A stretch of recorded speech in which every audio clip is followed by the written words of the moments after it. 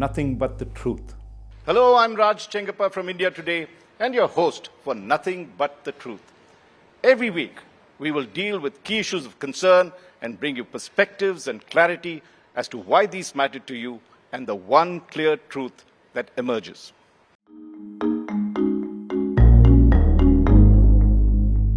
The world is confronted with an unprecedented situation. There are two major global wars. One, which is just a month old, a little over a month old, and that is the Israel-Gaza conflict, and the other, which is all over 20 months old, and that's the Ukraine-Russian war that is on. Both of these have the potential to spiral out of control, and there's even talk sometimes of nuclear, loose talk of it, and there could be, hopefully not, but a nuclear holocaust if we don't watch out. To analyze these two major developments, these two major wars, and to get into what will be the impact geopolitically, where will these head to, and of course, to look at what India needs to do. So in this episode of Nothing But the Truth, we will get into the details of all that, but I'm delighted that we have two very special guests on the show, two top experts, Syed Akbaruddin, Ambassador Syed Akbaruddin, for the former permanent representative to the United Nations, India's permanent representative to the United Nations, and Venkatesh Varma, who is the former ambassador to Russia, Indian ambassador to Russia. Welcome to the show, Akbar and Venkatesh. Thank you. Let's start with you, Akbar. You have been in the region, in the Middle East region, and also in the UN. The war with, which is, Israel is now carrying out a ground offensive as we speak in Gaza. Things could easily spiral out of control. The Arab world could get involved in this. Where do you think this is headed? How dangerous is the position now? And do you see this getting into wider conflagration? So, Raj, in some ways, the Gaza conflict is different from other wars. And that's because it's like a guerrilla warfare. Also, it's warfare between a state and a non-state actor of sorts, but a transboundary conflict. So it's different from the war in Ukraine or many other wars that we have seen. But there's a commonality between this and the turbulence that we see all around. And that is, we see that force or resort to force has become a norm rather than an exception. And so we see all across the world different types of resort to force that is happening. We've seen that in Ukraine. We see that in Gaza. We saw the egregious manner in which a non-state terrorist attack took place against civilians and an extremely vigorous response. So we can see that the world today is a world which is volatile, uncertain, ambiguous, and complex. But the commonality is, as I said, that states, non-state actors are resorting to force or as a first resort rather than as a last resort. And it's not only in these two places that you said, but in many other places. Look at Africa. Sudan, there has been forced displacement of about 6 million people. We haven't focused on it. Yeah, we have many wars going on. When we talk of two major wars, there are many going around. Yes. Absolutely. Similarly, look at West Africa. There have been 6 coups in the last 2 years. Right. This is about the highest that's ever happened. Look at in our neighborhood, Pakistan, displacing large number of Afghans. We've had Nagorno-Karabakh, where a large number of Armenians were displaced. So you can see all over the world, resort to force is now the key means of addressing challenges. And that's what is common in this. And it also is, it signifies or exemplifies that order is no longer the mainstay of international politics. Now, I want to come to Venkatesh on this. You have, been tracking the Russia-Ukraine conflict, 620 days or more that's happened, and putting it in the context that Akbar talked about. Where do you see this war headed? Is there an end? Is it just stalemate? how's it going to turn out? Or would it recently President Putin even pulled out of the CTBT, the Comprehensive Test Ban Treaty. Is that a warning? Is that a nuclear saber rattling? Do we link anything of that kind? Like Akbar said, I think there is a general breakdown of deterrence in many parts of the world. 20 months ago, the Russia-Ukraine conflict in its active phase began. It's a stalemate now on the battlefield, but it is a stalemate that appears to shift in favor of Russia, largely on account of the fact that a war of attrition between two powers, the larger power always has the advantage. And that advantage we can expect to be played out during the course of the next few months, especially as winter comes in. Right.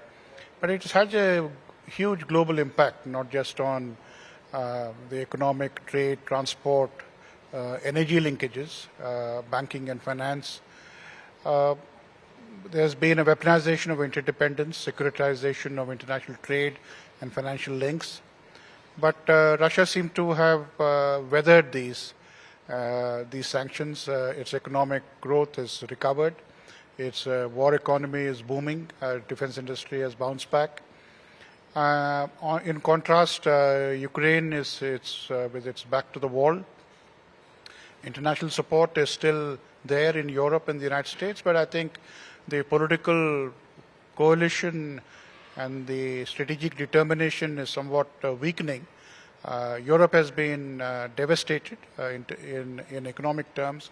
In the United States, the support for Ukraine is still strong, but I think the political constituency in favor of Ukraine is now getting a little frayed. It has turned into a proxy war between the United States and Russia. And the larger lesson for the international system is that there's been a failure of deterrence both on the side of the United States and the side of Russia. NATO expansion, the threat of it, which could have led to some peace settlement, was not possible in the earlier phase. Russia's use of military force has also not led to a settlement. But as we go along, I think the stalemate will be broken sometime next year, but it will be on terms which will be in favor of Russia, because the peace settlement is something that Russia will be in a better position to dictate almost as compared to when the war began. Now that, I think, is a decisive answer in some senses. You don't hear that very often, that Russia has the upper hand despite the stalemate. That, in the war of attrition that will happen, Russia might come out better than the rest of the countries, particularly the US. Akbar, I want to come to you on the Middle East, particularly what is happening in Israel, and the fact that Israel has launched this massive ground offensive. They've cut off Gaza, now even split it. Where do you think this is headed to? Is it, would the other Gulf countries get involved, or the Arab countries get involved in some way or the other? Or will they wait for Israel? And what would be the outcome you see ahead? So what we see in Gaza is guerrilla warfare 101. It's not like a conventional war of two armies facing each other. And in guerrilla warfare, in urban settings, there is going to be tremendous loss of life, both for those who are combatants and also non-combatants. We've already seen that play out for the last month during the aerial bombing, and it's only going to get worse. Now, what the bigger challenge is right now, it's a contained thing, even though the humanitarian aspects are indeed heart-wrenching. It's still a contained issue. The concern is that it could spread beyond that specific geography. And if that happens, then the implications will be much more far-reaching than we've seen them today, because oil will spike. Issues of the Arab street will come into play. Arab states and their leaders will come under pressure. So the challenge now is to contain what is an extremely difficult situation. And the Americans are trying because they have the ability to engage with both sides here. Perhaps they are the only big player who can do it at this stage. We see that there is possibility of limited success because diplomacy can't play a very active role in such situations. For example, after 9/11, there was so much rage in the US that nobody could stop it from pursuing the path they did. And it's similar with Israel. So what we will now have to see is, can it be contained? Can the outflow from this be limited? And that's the best possible thing. Diplomacy is not going to be able to stop the damage in terms of human lives here. It can ameliorate at the edges, but not at the core of an issue which bedeviled the world for now nearly a century, because the Balfour Declaration was 1918. That's right.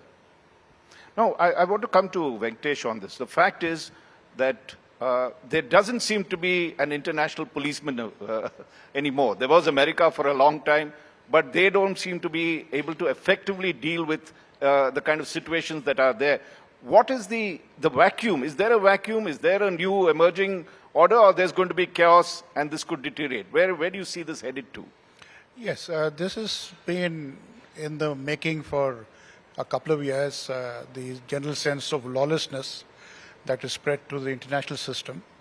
That is essentially to do with the weakening of deterrence, the uptick in geopolitical conflict between the great powers, which has removed the foundation on which deterrence was built, which is both nuclear, conventional, the rule of international law, the role of public opinion, the role of public conscience, so to speak, against the use of violence. So, as Akbar said, the resort to use of force for addressing interstate conflicts has actually risen. Now, I think and is there a reason why, I mean, you said there's a breakdown, but is there a lack both by America and the UN institutions to ever do anything, or the UN anyway was never effective in getting any of these wars settled? Well, the functionality of the UN was always dependent on a certain amount of common ground between the big powers to contain conflicts. It appears that the UN is now a battleground for the big powers to actually conduct their conflicts. And I think the immobility of the UN with respect to Ukraine or to the current situation in Gaza is seen as a way of, I think the main issue is that the lack of mutual accommodation amongst the big powers is now very, very visible. Russia is on the back foot in Europe, in Ukraine. The United States of America is overextended, both in Ukraine, in Europe, an expanded NATO, additional commitments in the Mediterranean vis-a-vis the Middle East. And of course, it has its own challenges with respect to the Indo-Pacific. So you have Russia, which is on the back foot, the United States, which is overextended, which of course leaves a geopolitical sweet spot for China, which of course is able to play both Russia and the United States. There was a summit where President Putin met President Xi. President Xi is scheduled to meet President Biden in San Francisco this month for the APEC meeting. So the geopolitical phase has moved in China's favor. However, the view of the Global South, I think, is important. We saw the prominence of the Global South agenda in the G20. I think it was India's success in the G20 summit which gave a new prominence to Global South issues.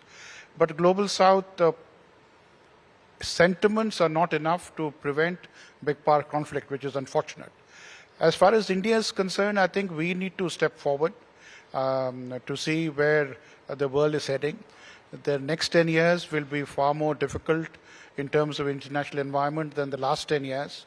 Of course, the next 10 years are vitally important for India, so to speak, for our economic growth, and we need an international environment that will take this forward.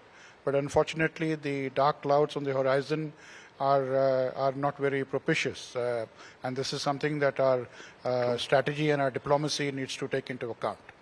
No, I want to bring Akbar into this. Since Venkatesh mentioned about India, the G20, in these two conflicts, if you analyze going ahead, I know we have made statements both with regard to Israel's right to of course, the terror attacks that happened and condemned it, and also subsequently tried a balancing act. In Russia, our policy has been far clearer in terms of how we've approached it. When you go ahead, what are the kind of things that India, the pitfalls and the challenges, plus the opportunities that India would have in this? So I think I would agree with Venkat when he says we are in a sweet spot for the next 10, 15 years. We are today a 3.5 trillion economy poised to take off. And we have a demographic dividend, we have a young population, we have geopolitical winds, tailwinds with us. So all these are factors which are propitious for us. On the other hand, the global situation is not what it was 10 years ago and certainly not 20, 25 years ago.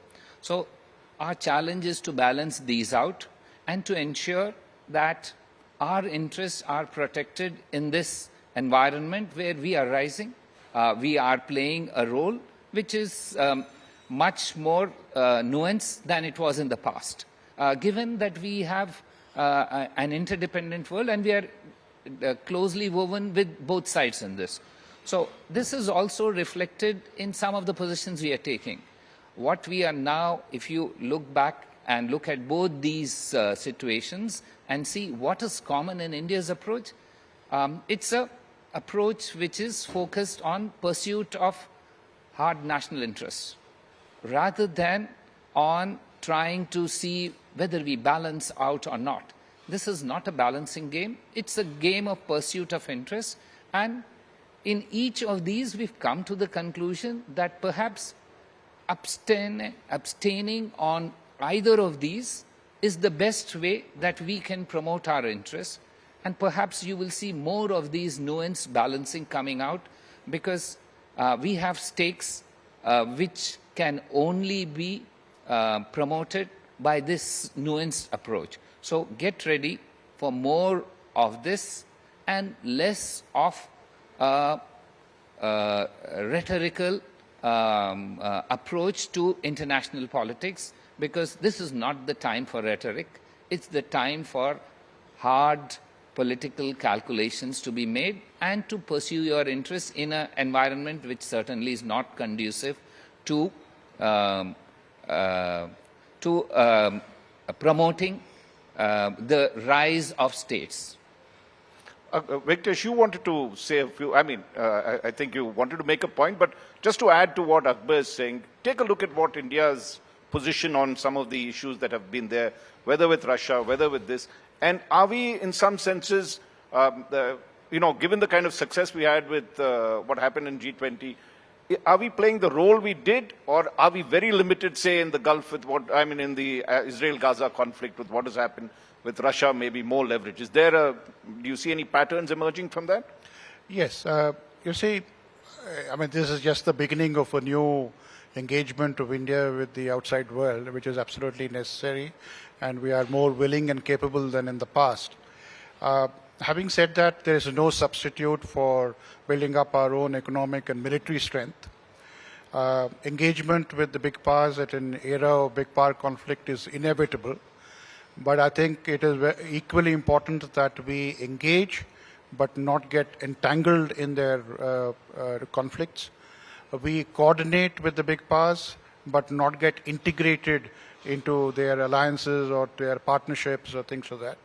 Because calculating big power competitiveness, so to speak, in an era of big power conflict is going to be a very complicated game. The United States of America today is an overextended power.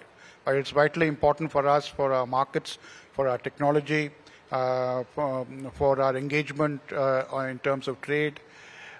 Russia is an old strategic partner. We need to preserve and take it forward. I think the time has come for us to reinvest in the Russia relationship. We have not had a bilateral summit for the last 3 years, taking it forward. And we will have both conflict and cooperation with China. We also need to take into account there is now a very active, a very conscious, and a very self-avertive global south. Either we take leadership of the global south or someone else will. China So, would. indeed. Yes. And we need to sort of up our game, and I think we are already in the process of doing so. And India engaging with a world which actually proves itself, its value for itself, and for the creation of public goods, and for the creation of peace and security, is not only good for India's standing globally, but also absolutely critical for its own economic growth for the next 10 years, for the next couple of decades. Now, I want to spend the last few minutes of this. I know we can talk a lot on this, but let's just get a few specifics. And Akbar, I'd like you to get into this. Let's game what's going to happen in Israel and the Gaza conflict. What do you see as the next things? I mean, fine, they're in the thick of the trenches, but where does this end? What do you see would be some of the things that could come out, and where is going to be the key areas that we need to be looked at and from our interests? So the Gaza conflict has brought back onto the international agenda an unfinished issue of working out some sort of a format of Palestinian-Israeli engagement or a via media of that. Now, for too long, it's been pushed to the background. It will not be possible to do that following this. And so that's one outcome which throws up opportunities as well as challenges for countries like India. We have good engagement with both sides. One, a partner which has grown in strength. Another, a traditional partner, also a new age partner where we are trying to work on very many new projects. So here's our opportunity to try and see if we can be useful in trying to be part of a solution. Because the time where we pushed this to the back burner and left it there is over. That October 7th has changed that. So it's an opportunity, how we use that opportunity and try and see if we have equities on each side to be helpful in some way, because any expansion of this is detrimental to our effects, right. Our interests, because we have 8 million Indians there, 85% of our oil comes from there, we have geostrategic interests, we have traditional ties, etc., etc. We can go down that list. So it's too important an area for us to leave and not to try our hand at being part of a solution. So I would think that going forward, India would be making that small effort as in partnership with others. I don't think this is a problem that can be solved by individual states, but in partnership with others to try and make a contribution for better stability in that region, peace in that region, and consequent benefits for all of us. Venkatesh, if you take a look at the Russia-Ukraine conflict, what is the role that India can now play? I mean, Akbar pointed to being part of the solution in the Gaza-Israel conflict that is on, past of the post, let's hopefully, I mean, doesn't get worse than what it is at the moment. But what would you say India needs to do in the coming months with regard to Russia and Ukraine? Do we do more of the same, or is there an approach that you would suggest where we could play a bigger role if we wanted to? Well, the global disequilibrium that we are witnessing today, which involves two of our close friends, both the United States and Russia, we have an interest in certain mutual accommodation that should arise between the two, which leads to a new security order in Europe, which leaves the eyeball-to-eyeball confrontation that has now emerged, though in a proxy way, between the United States and Russia, a certain lowering of the tensions bilaterally, including in the nuclear field in terms of a reinvestment back into international disarmament and non-proliferation arms control structures, more mutual engagement between the two, and a certain amount of cooperation in areas where we all cooperate: BRICS, SCO, G20, the Security Council, the UN. Russia has been invited to attend the APEC meeting in the United States, which is a positive sign. But I think this will be a long haul. We have to hold our own in these conflicting and times.